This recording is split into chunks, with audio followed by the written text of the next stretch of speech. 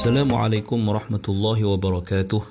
Innal hamdalillah nahmaduhu wa nasta'inuhu wa nastahdihi wa nastaghfiruh wa natubu ilaihi wa natawakkalu alaihi wa na'udzu billahi min shururi anfusina wa min sayyiati a'malina man yahdihillahu fahuwal muhtad wa man yudlil falan tajida lahu waliyyan murshida. Ashhadu an la ilaha illallah wahdahu la syarika lah anna sayyidana Muhammadan 'abduhu wa rasuluh wa safiyyuhu min khalqihi wa habibuh. بلغ الرسالة وأدى الأمانة ونصح الأمة وكشف الغمة وجاهد في الله حق جهاده حتى أتاه اليقين. اللهم صل على سيدنا محمد وعلى آله وصحبه وبارك وسلم. أما بعد. Muslimin muslimat, sahabat pendengar ikiman rahmati Allah, marilah sama-sama kita rafa'kan kesyukuran kepada Allah Subhanahu wa taala di atas segala nikmat yang Allah taala kurniakan kepada kita, terutamanya nikmat iman dan Islam. Dan marilah sama-sama kita bersyukur dengan mentaati segala perintah Allah, melaksanakan segala suruhannya dan menjauhi segala larangannya. Mudah-mudahan Allah Subhanahu wa taala sentiasa memberikan taufik dan hidayah kepada kita, menerima segala amal ibadah kita, mengampunkan segala dosa, kesalahan dan kesilapan kita. Dan mudah-mudahan Allah golongkan kita dalam kalangan hamba-hambanya yang bersyukur. Muslimin muslimat yang dirahmati Allah, kita berada pada ayat yang ke-153 daripada surah Al-A'raf.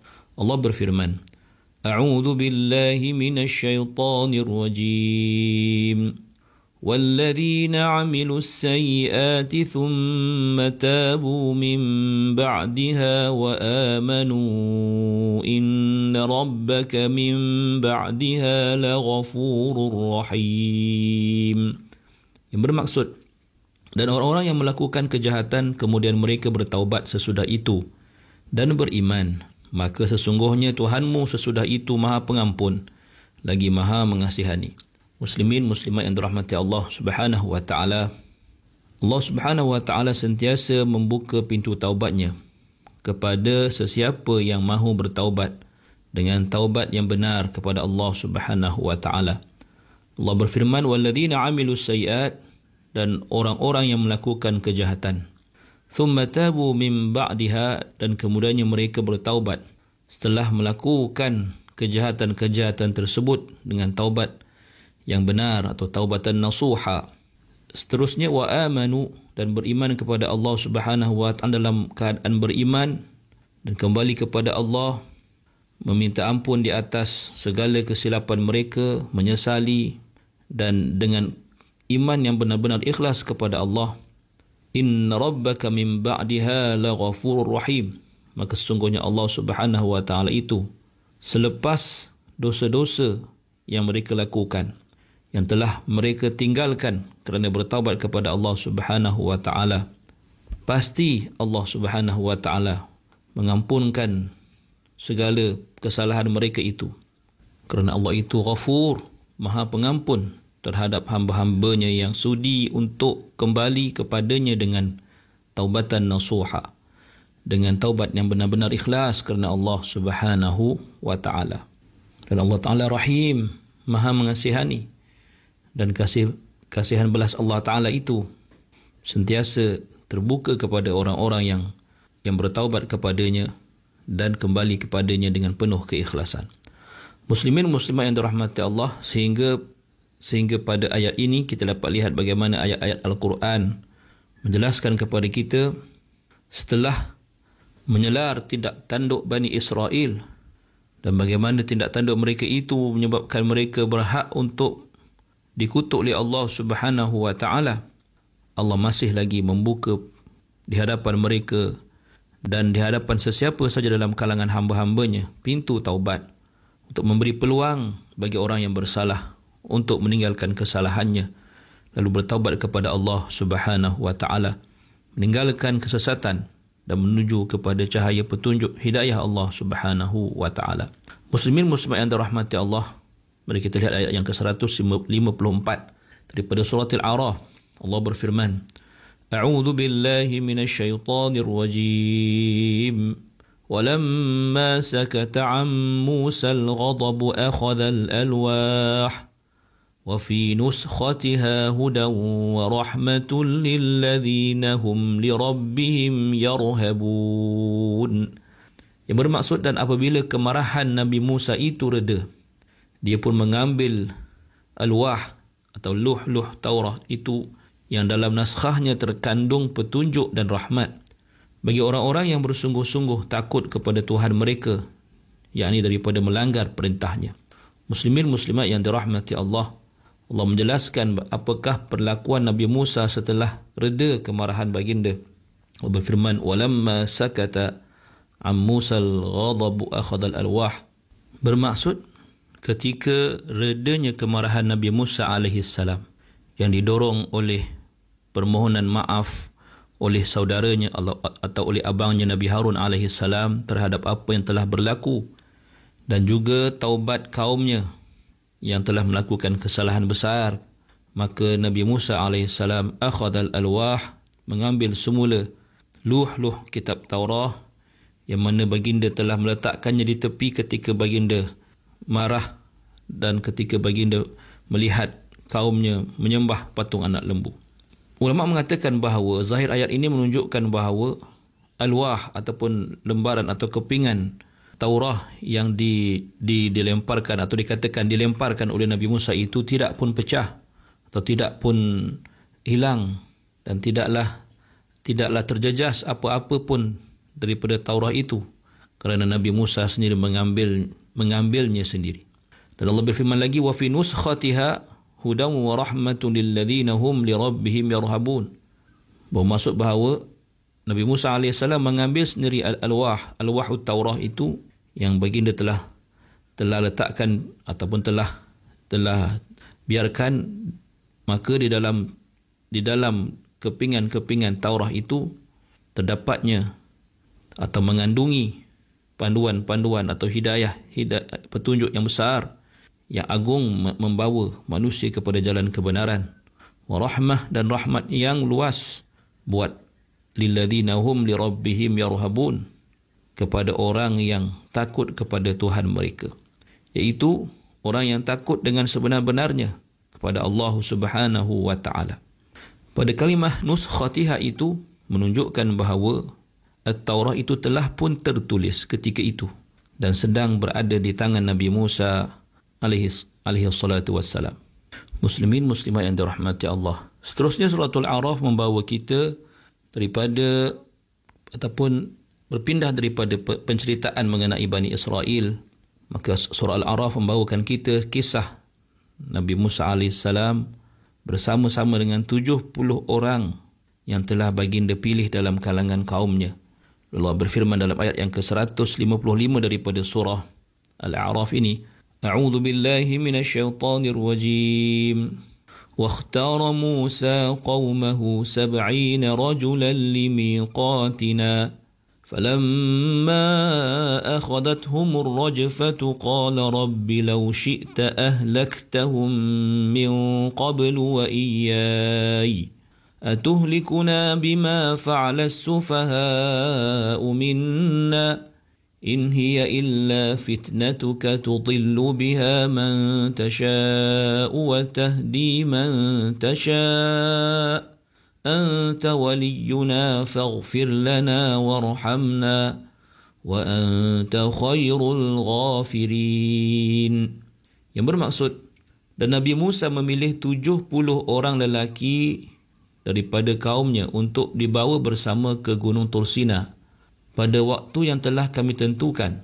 Maka ketika mereka digegar oleh gempa, Nabi Musa merayu dengan berkata, wahai Tuhanku, jika engkau kehendaki, engkau boleh binasakan mereka bersama-sama denganku sebelum ini. Adakah engkau hendak membinasakan kami disebabkan apa yang telah dilakukan oleh orang-orang yang bodoh di antara kami? Apa yang mereka telah lakukan itu hanyalah cobaanmu. Dengan cobaan itu engkau sesatkan sesiapa yang engkau kehendaki, dan engkau beri petunjuk kepada sesiapa yang engkau kehendaki. Engkau jualah pelindung kami. Oleh itu ampunkanlah kami dan berilah rahmat kepada kami, kerana engkau jualah sebaik-baik pemberi ampun. Muslimin muslimat yang dirahmati Allah, Nabi Musa AS telah memilih 70 orang lelaki daripada kalangan kaumnya untuk suatu janji temu yang telah ditentukan Allah Subhanahu wa taala, dan Nabi Musa mengajak mereka untuk pergi bersama-sama dengan baginda. Dikatakan bahawa 70 orang itu adalah lelaki-lelaki yang paling hebat atau yang terpilih dalam kalangan Bani Israel. Seolah-olahnya Bani Israel itu yang begitu ramai, tidak terdapat dalam kalangan mereka orang-orang yang terbaik, melainkan 70 orang itulah.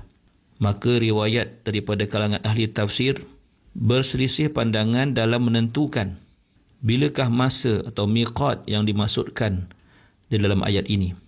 Terdapat dalam kalangan ulama menyatakan bahawa ia adalah al-miqat al-kalami, masa yang Nabi Musa AS berkata-kata dengan Allah Subhanahu wa taala, yang mana dikatakan bersama-sama baginda terdapat 70 orang dalam kalangan pemimpin atau pembesar atau golongan yang terpilih dalam kalangan Bani Israel yang telah menunggu Nabi Musa di satu tempat, di luar tempat munajat Nabi SAW dengan Allah Subhanahu wa taala.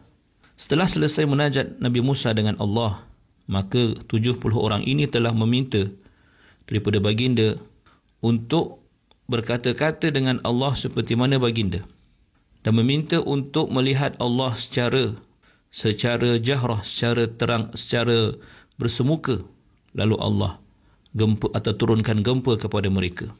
Dan ia adalah, atau miqat tersebut adalah sebelum Allah Subhanahu wa taala memberitahu baginda bahawa kaumnya ketika itu sedang menyembah patung anak lembu ketika ketiadaan baginda. Walau bagaimanapun, pandangan yang lebih diutamakan oleh para ahli tahqiq dalam kalangan ahli tafsir dan disokong oleh konteks ayat yang sebelum ini menyatakan bahawa miqat ataupun ruang masa, ruang waktu yang disebut di dalam ayat ini bukanlah sama dengan miqat yang sebelum ini, iaitu bukanlah ketika masa Nabi Musa berkata-kata dengan Allah Subhanahu wa taala di Turi Saina. Akan tetapi miqat dalam ayat ini adalah berlaku setelah Bani Israel tertangkap atau didapati oleh Nabi Musa menyembah patung anak lembu ketika ketiadaan baginda. Dan kita ketahui bahawa perkara Allah SWT memberitahu baginda ketika baginda pergi mengambil At-Taurah atau berbunajah kepada Allah Subhanahu wa taala, menyebabkan Nabi Musa pulang segera kepada kaumnya dan menyelar mereka, mengecam mereka, lalu membakar patung anak lembu itu. Lalu Allah Subhanahu wa taala memerintahkan baginda Nabi Musa AS selepas itu untuk membawakan satu kumpulan daripada kalangan Bani Israel, mewakili Bani Israel yang lain untuk bertaubat kepada Allah Subhanahu wa taala daripada kesalahan dan dosa mereka menyembah patung anak lembu itu. Lalu Nabi Musa memilih 70 orang dalam kalangan mereka.